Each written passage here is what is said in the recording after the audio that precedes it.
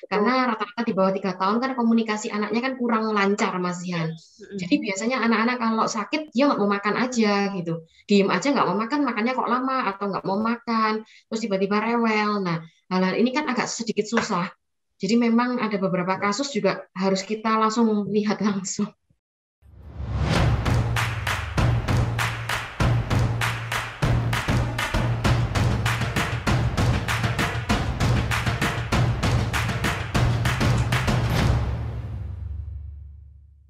Selamat datang kembali di Success Talk Total Quality. Nah, masih bersama dengan kita, narasumber kita yang luar biasa, Dr. Gigi Yona. Halo, Dr. Yona. Halo, selamat pagi. Ya, kembali lagi ya. Nah, baik, di part 2 ini kita akan mempelajari ya dokter ya, bagaimana sih pentingnya untuk kita dapat menjaga kesehatan gigi sejak dini. Nah, menurut dokter sendiri, kira-kira seberapa penting sih kesehatan gigi ini harus ditanamkan sejak dini? Sangat penting ya tentunya ya. Karena kesehatan gigi ini memang harus dipupuk dari kecil gitu. Mm-mm. Jadi kalau misalnya dari kecil anak ini memang tidak terbiasa dengan sikat gigi, kemudian juga kesadarannya kurang, maka nanti waktu dia dewasa giginya biasanya kurang bagus gitu. Jadi memang harus dipupuk dari kecil. Dan kebiasaan-kebiasaan yang ini, yang bagus ini memang harus orang tua yang memberi contoh. Ya kan, kalau misalnya orang tua tidak memberi contoh yang baik, otomatis anak-anak juga akan susah meniru. Apabila misal ayahnya nggak rajin sikat gigi nih, misalnya sehari belum tentu sikat giginya 2 kali. Nah, anak akan melihat orang tuanya, loh kok papa nggak sikat gigi? Ya kan malam mau tidur kok papa nggak sikat gigi? Aku juga enggak gitu. Biasanya mereka akan cenderung meniru orang tua. Jadi dengan kebiasaan-kebiasaan yang bagus ini, apalagi misalnya orang tuanya rajin sikat giginya sehari 2 kali, Hmm, kebiasaan-kebiasaan yang bagus ini akan dilihat oleh si anak dan oke. anak akan meniru begitu. Baik, kalau di sini yang saya tangkap lebih baik dicegah sedini mungkin ya. Betul. Mungkin kalau lubang walaupun masih kecil, walaupun belum sakit, sebaiknya segera ditangani daripada sudah terlanjur sakit dan anaknya justru menjadi trauma mungkin ya ke dokter Iya, gigi seperti itu. betul. Padahal bukan salah dokter giginya ya, mungkin mungkin karena memang sakit ya kan seperti itu ya dok ya. Iya. Oke, nah berarti kalau di sini kan sebenarnya peran orang tua itu kan cukup penting ya dok ya untuk bisa bagaimana caranya mengajak anaknya untuk bisa kontrol kesehatan gigi secara rutin. Nah, kalau boleh dijelaskan mungkin dok, kira-kira menurut dokter peran orang tua itu harus seperti apa sih untuk menjaga kesehatan gigi anak? Tentunya selain dengan memberikan teladan ya, seperti itu. Oke, jadi sangat sangat sangat penting ya kan, lebih penting mungkin ya daripada peran dokter gigi kali ya. Karena setiap hari memang anak-anak ini kan kumpulnya sama orang tua. Betul. Mereka di rumah juga taunya sama orang tua. Mm-mm. Jadi memang dari kecil anak-anak ini mulai dibiasakan untuk menyikat gigi. Ya kan, mungkin waktu bayi juga mulai terbiasa dibersihkan rongga mulutnya meskipun belum ada giginya. Karena hal ini dilakukan terus-menerus, maka akan menjadi terbiasa anaknya. Jadi waktu anaknya nanti, waktu giginya sudah tumbuh usia 6 bulan atau 8 bulan mulai tumbuh, anak disikat, anak akan terbiasa dan anak tidak berontak. Tapi lain cerita dengan anak-anak yang usia 1,5 tahun atau 2 tahun yang tidak pernah disikat giginya sama orang tuanya dan waktu bayi tidak pernah dibersihkan rongga mulutnya. Nah, waktu anak-anak ini dikenalkan dengan sikat gigi, otomatis biasanya mereka bisa berontak kalau usia segitu. Karena mereka merasa tidak nyaman. Bukan berarti sakit. Karena mereka tidak nyaman karena mereka tidak terbiasa. Biasanya mereka nggak mau disikat. Nah, maka dari itu sebelum terlambat, orang tua yang mungkin saat ini mungkin punya anak sejak bayi harus dirutinkan membersihkan gigi. Supaya nanti kalau giginya sudah tumbuh, anak ini mulai dikenalkan dengan sikat gigi, anak ini terbiasa. Tapi bagi yang sudah usia mungkin 1,5 tahun, 2 tahun, atau 3 tahun yang tidak pernah anaknya disikat gigi atau mungkin sikat giginya nggak rutin, tetap harus dilakukan sikat gigi. Karena apa? Karena mereka nggak mau, mereka menolak itu karena mereka tidak terbiasa. Meskipun mereka nangis, kalau mereka lama-lama terbiasa, mereka tidak akan marah. Gitu. Jadi memang peran orang tua ini sangat penting dan saya sangat menghimbau orang tua sebelum dibawa ke dokter gigi atau bahkan untuk sehari-hari di rumah, orang tua ini menghindari kata-kata, ayo makannya cepat loh ya, kalau makannya lama nanti disuntik loh sama dokter. Ayo ini nggak boleh nakal loh ya. Tuh kan, nanti mama bawa loh ya. Mama kasih tahu loh ya sama bu dokternya loh ya. Nanti kamu kalau nggak nurut, nanti mama suruh suntik aja ini. Nah, hal-hal ini harus dihindari supaya anak-anak ini nggak punya image jelek tentang dokter. Jadi Oke. kan kesannya mereka kalau kayak diketakut-takuti itu nanti apabila ternyata mereka harus pergi ke dokter karena suatu hal, karena mereka kondisinya lagi tidak baik, mereka akan nangis duluan karena mereka identiknya oh dokter sama suntik ini itu. Jadi Hmm. mereka biasanya akan nangis duluan dan kita mau ajak bicara pun sudah susah masuknya karena anak sudah terlanjur untuk menangis. Jadi memang peran orang tua yang apabila suka yang bicara seperti itu harus diubah ya. Oke. Nah, kalau ini menarik dokter ya. Tadi kan dikatakan kalau sebaiknya dari bayi sudah mulai dijaga kesehatan giginya seperti itu. Nah, kalau menurut dokter sendiri sebenarnya bagaimana sih cara cara menjaga kesehatan gigi yang benar ya? Maksudnya dari bayi itu seperti apa? Apakah sudah disikat seperti anak-anak pada umumnya atau bagaimana? Karena ini kan menarik sekali ya, seperti itu. Jadi kalau pada usia bayi memang kan belum ada giginya, biasanya di bawah 6 bulan. Nah, itu tetap harus dibersihkan. Membersihkannya dengan apa?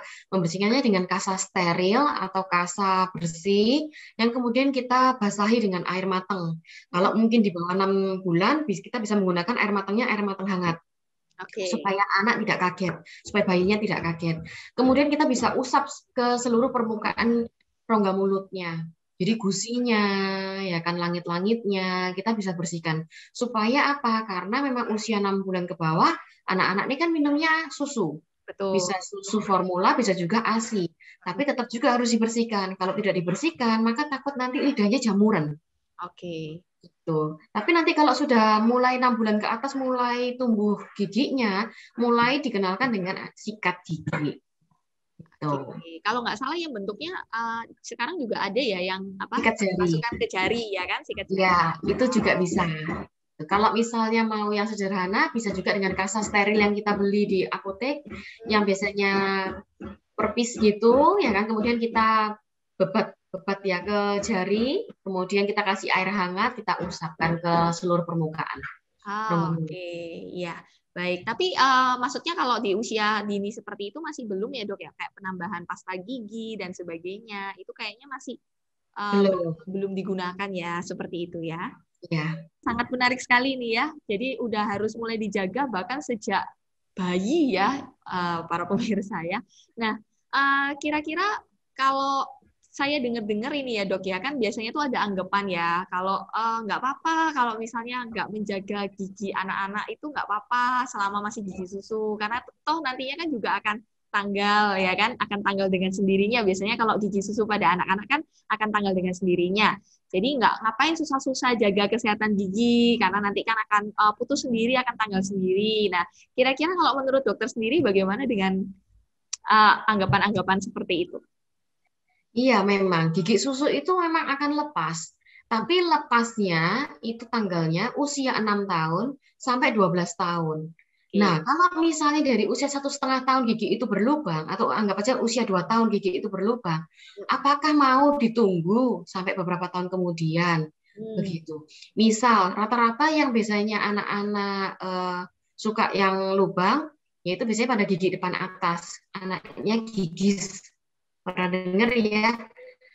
Jadi gigi atas itu kecil-kecil jadinya, kadang-kadang menghitam. Nah, memang untuk gigi atas ini itu paling cepat tumbuhnya sekitar umur 7 sampai 8 tahun. Jadi kalau misalnya anak ini usia 1,5 atau 2 tahun, berarti kan masih ada sekitar 5 tahunan lagi gigi itu akan lepas. Kalau misalnya tidak segera ditambal, lubang itu akan makin lama makin dalam. Semua lubang akan seperti itu. Kalau lubang sudah lubang kecil, sudah ada kerowaknya, sudah ada lubang, pasti makin lama makin dalam. Kalau misalnya lubangnya awal, mungkin anak nggak akan mengeluh sakit gigi, dia akan diem aja. Tapi kalau makin lama makin dalam, makin dalam, makin dalam, kalau sudah kena ke saraf gigi, anaknya itu tadi nggak mau makan, kemudian anak rewel, makannya jadi lama, kemudian tiba-tiba nangis tengah malam, kebangun saking sakitnya, kemudian gusinya bisa tiba-tiba bengkak. Nah, hal-hal ini supaya kita menghindari hal-hal anak ini untuk merasakan sakit gigi ini kita hindari. Makanya itu dari lubang kecil lebih baik segera ditambal. Dan itu kalau gigi seri yang depan ya. Kalau gigi Graham ini akan lepas paling cepat usia 9 tahun. Jadi antara 9 sampai 11. Jadi jangan dianggap usia 6 tahun tuh gigi susu akan semua lepas. Enggak.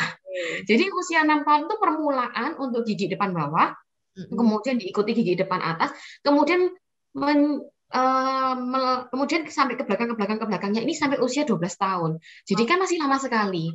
Kalau misalnya gigi Grahamnya usia 3 tahun, anggap saja atau 4 tahun lubang. Nah, kemudian tidak segera ditambal, berarti paling cepat kan usia Graham kan paling cepat tumbuhnya usia 9. Berarti masih 5 tahun lagi. Apakah mau ditahan? Gitu. Apakah nggak kasihan melihat anaknya? Dan kita harus ingat juga, semakin kita menunda perawatan, berarti perawatan semakin dalam. Kalau semakin dalam, berarti semakin banyak uang yang akan dikeluarkan. Jadi sebenarnya dengan cara menjaga sejak dini itu juga menjaga akan timbulnya penyakit-penyakit di kemudian hari, seperti itu ya dok ya? Iya, gitu. Oke, baik. Nah, kira-kira nih, ini yang pasti ditunggu-tunggu ya, bagaimana sih tips dan cara yang paling efektif dok untuk bisa menumbuhkan kesadaran menjaga kesehatan gigi pada anak-anak? Nah, ini kan soalnya biasanya kalau anak-anak kan susah ya dikasih tahu, ya kan? Menumbuhkan kesadaran dari diri sendiri aja susah seperti itu. Nah, ini kira-kira gimana tips dan triknya yang paling efektif itu bagaimana kalau menurut dokter? Jadi tipsnya memang biasanya memang karena peranan orang tua ini penting, dari si anak pasien itu juga penting, dan juga dengan bantuan dokter gigi. Jadi memang 3 ini. Biasanya dengan kontrol rutin ke praktek saya, atau mungkin pada saat anak ini mengeluh sakit gigi ke praktek saya, biasanya saya ini banyak sekali komunikasi dengan anak-anak. Jadi saya biasanya fokusnya komunikasinya sama anak-anak. Jadi rata-rata anak-anak yang di atas 3 tahun itu bisa dilakukan komunikasi yang baik. Jadi misalnya sudah ditanya namanya siapa, oh berarti dia bisa, oh namaku misalnya Budi misalnya, ya kan, dia bisa jawab. Berarti hal-hal ini kan saya bisa mulai memasukkan edukasi kepada anak-anak, tentunya dengan bahasa-bahasa yang mudah ya, gitu. Dan biasanya sekalian sama orang tuanya juga kita akan kasih tahu gitu. Biasanya kita dengan bahasa mudah, misalnya harus rajin loh sikat gigi gitu saya bilangnya. Karena apa? Tuh lihat nih, hari ini kan kumannya banyak. Ini giginya sakit karena banyak kumannya. Nah, anak-anak di atas 3 tahun dia mulai bisa berpikir, oh iya ya, ternyata gigiku kemarin tuh sakit karena banyak kumannya. Oh ternyata gini. Nah, biasanya saya ingetin, apalagi kalau anak-anaknya saya tanya, ini masih minum susu dot atau enggak? Misalnya usia 5 tahun. Masih loh, ini giginya sakit. Berarti karena minum pakai dot. Minum dotnya dibuang ya, nggak boleh pakai dot lagi loh ya. Nah, biasanya waktu saya infokan ke anak-anak ini, biasanya saya bilang, janji ya sama dokter Yona, nanti minggu depan datang dokter Yona tanya loh. Atau misalnya karena makannya lama, janji ya minggu depan makannya harus pintar, nanti kalau pintar dokter Yona kasih hadiah lagi. Gitu. Jadi memang pada anak-anak ini kalau mereka periksa ke dokter gigi, memang saya selalu kasih hadiah kalau mereka pintar. Jadi ibaratnya kayak kasih reward, itu supaya mereka jadi semangat, supaya mereka lebih semangat gitu. Nah, untuk kata-kata seperti itu ya tentunya juga dibantu dengan orang tua. Jadi karena saya banyak menemui juga para orang tua itu mungkin karena nggak tega sama anak-anaknya. Jadi karena, aduh dok nangis dok malam, nggak minum dot itu lo nangis, saya nggak bisa tidur. Jadi daripada rame didengerin tetangga nggak enak, didengerin mertua nggak enak, kok anaknya nangis-nangis tengah malam. Justru saya kasih, biasanya gitu. Padahal anak-anak itu biasanya mereka rewel atau nangis itu karena mereka tidak terbiasa, seperti saya bilang tadi, karena mereka tidak terbiasa. Tapi kalau mereka bisa dikasih pengertian terus menerus, ya kan, mereka akhirnya ternyata juga nggak apa-apa aja kok gitu.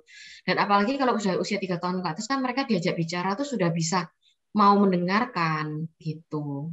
Oke, jadi dengan cara lebih diajak berkomunikasi seperti itu ya dok ya? Iya, diajak berkomunikasi. Iya, karena sebenarnya anak-anak kalau diajak berkomunikasi dengan baik, dengan tepat, mereka juga pasti mau dengan kesadaran sendiri untuk melakukan seperti itu ya dok ya? Iya, tapi memang tetap dibantu sama orang tua ya, karena juga saya juga pernah menemui kasus ini, anaknya itu sudah mau lepas dot, ya kan, sudah janji sama saya mau lepas dot, tapi sampai rumah mungkin karena mamanya nggak tega ya, jadi malam tetap dikasih dot. Tapi anaknya pinter, anaknya bilang sama dokter Yona nggak boleh mah pakai dot, nggak mau, nanti kalau nggak gitu boboknya sama kuman, nggak mau. Dan orang tua ini akhirnya cerita sama saya. Dok, anak saya udah berhenti loh, ya nggak minum dot lagi. Habis dari dokter Yona itu saya kasih, ternyata dia nggak mau, ternyata langsung berhenti sendiri. Padahal sebelum-sebelumnya tuh selalu marah. Karena memang pada anak-anak itu kalau tidak dijelaskan kenapa kok harus berhenti itu biasanya mereka butuh alasan. Kalau Mm-mm. kita tidak bisa memberikan alasan yang tepat, mereka nggak bisa terima, mereka kan nggak akan mau. Tapi kalau lain cerita kita bisa memberikan alasan yang tepat dengan bahasa-bahasa yang mudah dan yang mereka mengerti, biasanya mereka akan mau menuruti. Oke, jadi sebenarnya kuncinya justru di alasannya ya, karena anak kecil kan kadang-kadang kepingin tahu kenapa, kenapa ya kan. Ya, Kalau kita harus bisa ada memberikan alasan. alasan yang tepat, nah yang dengan bahasa yang mungkin lebih bisa dipahami oleh mereka, tentu dengan senang hati mereka akan melakukan. Intinya seperti itu ya dok ya. Iya, betul. Nah, demikianlah tadi ya bincang-bincang kita dengan Dokter Gigi Yona. Nah, kita jadi mengetahui ya bagaimana sih sebenarnya di masa pandemik ini agar kita tidak takut ke dokter gigi kalau sudah terjadi kasus emergensi, teman-teman sekalian. Masih bersama dengan kami di channel YouTube Total Quality, kita akan berlanjut ke part-part berikutnya. Apa kan percuma kalau misalnya cuma sekedar dilihat, oh ini kayaknya bagus, tapi ternyata dilihat dalamnya misalnya banyak karang giginya, banyak lubangnya, tapi ternyata cuma ditutupin aja, cuma kelihatan depannya buat apa gitu.